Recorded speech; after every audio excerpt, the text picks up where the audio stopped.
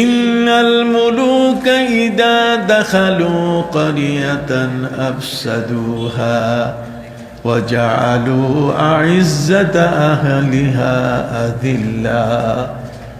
রাষ্ট্র যখন সন্ত্রাসী হয়, রাষ্ট্র যখন সন্ত্রাসী কর্মকাণ্ড করে, সন্ত্রাস করে যখন, তখন সেই দেশের সবচেয়ে সম্মানী ব্যক্তিরা অপমানিত হয়।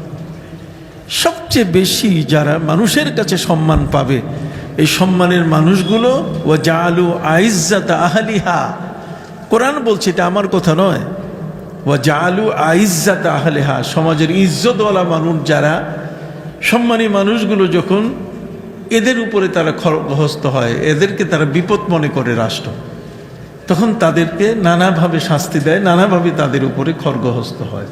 কথা বুঝতে পারছেন? এটা কোরআনের কথা।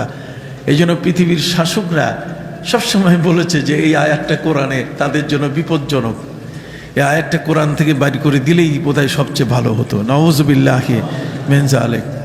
ওয়া কুলিল হক, আল্লাহ বলছেন, হে নবী সত্য বলুন, সত্য কথা, এটি একেবারেই মহাসত্য, এটা বলতেই হবে কাউকে না কাউকে, সত্য কথা থেকে বিরত থাকা যাবে না।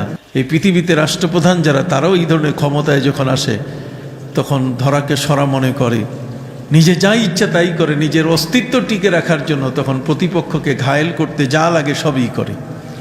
কথা বুঝতে পারছেন? তখন সে আর অন্য কাউকে সামান্যতম একটু শ্রদ্ধার চোখে তো দূরের কথা। পবিত্র কোরআন মজিদে আল্লাহ বলছেন, ইন্নাল মুলুকা ইদা দাখালু ক্বরিয়াতান আফসাদুহা, কেউ যখন ক্ষমতায় চলে আসে তখন কিন্তু সে দুনিয়ার মধ্যে এক ধরনের ফাসাদ সৃষ্টি করে, বিপর্যয় সৃষ্টি করে। যদি কেউ ক্ষমতায় আসে, এটা কোরআনের কথা। যে কারণে পৃথিবীর এই সমস্ত শাসকরা তারা বলছে কোরআনের এই আয়াতটা বাদ দিলে ভালো হইতো। সুবিধাবাদীরা তারা বলে যে কোরআনের এই আয়াতটা বাদ দিলে কি হইতো?